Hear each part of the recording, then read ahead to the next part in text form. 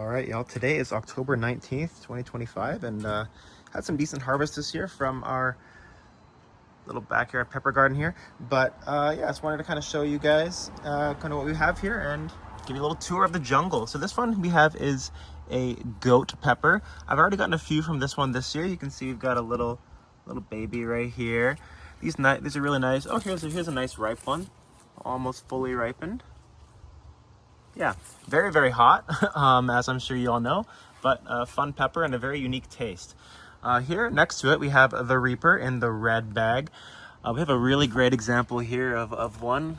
Really nice, not super big, but still a decent size. Huge stinger, classic Reaper shape. And we've got kind of another, not really a Reaper looking one, but I'm sure it will be extremely spicy nonetheless. Yeah, so now that's kind of cooled down here, hoping to get a few more harvests, or really a first harvest for these super hots. These kind of ripen really late. Next to it we have the Bhut Jolokia chocolate. Very, very big plant, has a lot of buds on it that are finally starting to set. Hopefully they don't drop off like all the last ones. And got kind of a baby over here somewhere if I can find it. Oh yeah, here she is. Not super big, but a really cool shape and very, very waxy texture on that one. Yeah, so moving on to the actual planter beds. Here we have our purple jalapeno. This one's kind of in the middle phases here between greeny, purple, red. And we got some more really ripe ones here. Sorry about that. It's really nice. And then some little babies there. As I'm sure you saw, we also do have a gigantic Sugar Rush peach plant. I've already gotten one big harvest from this one this year, and it looks like we're gonna have another even bigger one. Probably, honestly, about 100 on here. It's pretty crazy. And I bought the regular one, but it looks like, I mean, a lot of them are the stripy variant, so I'm not sure if that's just a thing with Sugar Rush peach, but such a good flavor on these guys. One of my favorite peppers of all time. Definitely gonna be growing this one probably every year from now on. And then look at this cluster. I just thought this was so cool. All right, diving a bit into the back of the pepper jungle here, we have a Scotch Bonnet, classic.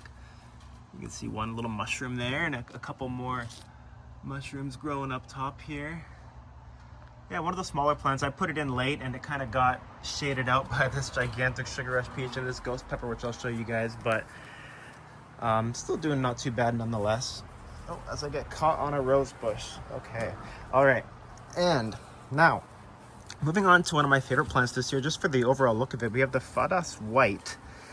It's almost as hot as a true ghost pepper. Definitely smells like a ghost pepper. But yeah, really cool looking fruits and very nice white coloring once they ripen on it. Diving a bit more into the back here on this side, we have the chocolate candy cane mini bell pepper. These ripen to a really cool stripy browny red, kind of with some white as well, like almost like a triple stripe. Super cool. And then the leaves are also corrugated as well, as you can see. They got the kind of white milky leaves that look like almost like an Oreo milkshake. So really cool there. And then yeah, you can see another little one here that's starting to, and then this one's kind of in the middle, and no ripe ones. They usually get snagged by the little critters out here, unfortunately, a lot of the time. Now this is a really cool plant. I don't think there's any fruits on it currently, but I've gotten a good harvest from it so far. This is, as you can see by the picture, the Devil's Tongue pepper. About as hot as a habanero, but really cool name and really cool picture, or a really cool look to them. They definitely look like a yellow devil's tongue. All right, then moving to the back here, we can see we have the purple Dragonfly bell pepper. These are really nice. I overwintered this one and it's come back decently well, actually. So not too bad. Look like, you know, getting a little droopy here. These guys are a little bit too heavy, but yeah, really nice color on these. The flavor is okay. I don't know. I'm not in love with it, but they are good once they ripen. But they do take a decent amount of time to grow. But really an early plant as well. And then next to it here, the last in this planter box, we have the Shushito, the classic. Got a bunch of harvest from this early in the year, so it's kind of dying out at this point, but still some decent ones. That's a fat, short one. Nice. That's what she said. Yeah, so good plant. Obviously, everybody needs a Shushito if you're going to grow peppers. All right, moving on. Now we have the Thai chili, the classic kind of long, thin one here. I did grow the bird's eye last year and the year before, but it's just so much work to process, so I went for the kind of more classic Thai chili here. And this plant has been great. Gotten hundreds of Thai chilies off of this guy throughout the year. Bunch of powder and chili flakes. All right, now we have the Corno Rosso. Another one that the little critters love, but I think I finally have one here that I might get as this one starts to ripen. But yeah, this is a really cool pepper. You know, great for stuffing. So very excited to try it. I've never actually tried it before, and looking forward to maybe some grill nights with some of those stuffed babies. Alrighty, and then moving on, we have the Pasilla pepper. Really cool. I made a really nice kind of Pasilla mole soup the other day that was really, really good with these. And yeah, gotten a big harvest. Just another plant that has been a very early bloomer for me this year. But these ones are kind of smaller now. It's kind of they were huge. Some of them are like, you know, almost twice like two of my hands length. So got some big ones earlier in the year, but some a lot of smaller ones now. So still good. All right, moving on next to this, another one of the plants that I overwintered this year is the sweet snack pepper. It's like the orangey yellow one you can find in the grocery store. Yeah, unfortunately, another one the critters love, no doubt. They're super sweet, super good with like cream cheese and some everything bagel, like, you know, the flakes or whatever. Really, really good. But yeah, didn't really do too well this year. Didn't sprout back up as much as I had hoped. So probably we'll take that one out and restart. Next to that, we have the Gold Greek. Another plant I've gotten a really, really nice harvest from this year. Made a bunch of pickles with it. I have a bunch of jars in my fridge outside here, and yeah, love this plant. They kind of ripen. You can see this one here is on the way to ripening. They go to a brown and then to a red at the end there. So really, really nice pepper.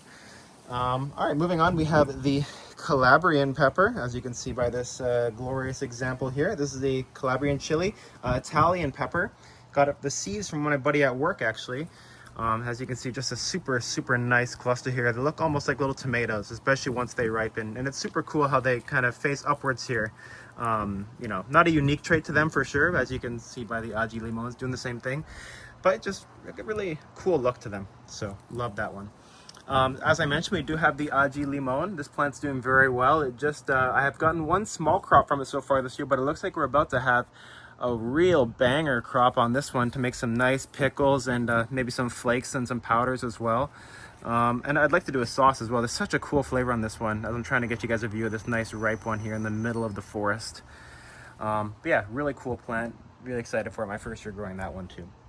And then the last one here in the pepper forest we have is the Bonda Jacques purple pepper. Very close cousin of a habanero, but supposedly a very interesting flavor. So I harvested a bunch of red ones today, actually. Gonna be making my first ever fermented sauce, so looking forward to that. But yeah, glorious color on these. This nice deep purple that kind of ripens to like a yellowy orange and then finally to a red.